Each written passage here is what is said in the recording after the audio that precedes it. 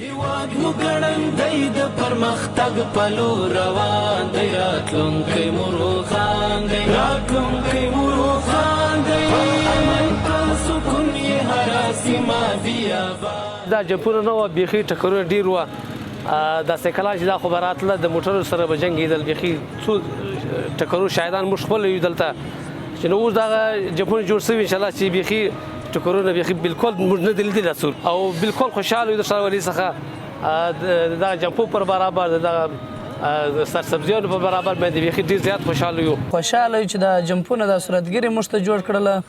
نو دا پخوا دلته د صورتګر چې نه وه، موټران به تیسله، سایکلان به تیسله، ټکرونه به کېدله. نو اوس چې دا صورتګرونه جوړ شوي دي موږ ډېر خوشحاله یو. هغه د تیز رفتارۍ څخه چې خلکو تیز رفتارونه دلته کول هغه مخه هم نیول سوې ده. راتلونکی مو روښان دی، راتلونکی مو روښان دی، ځواکونه یې محکم دي، صفونه منظم دي، صفونه منظم دي، سرتیري سرشاره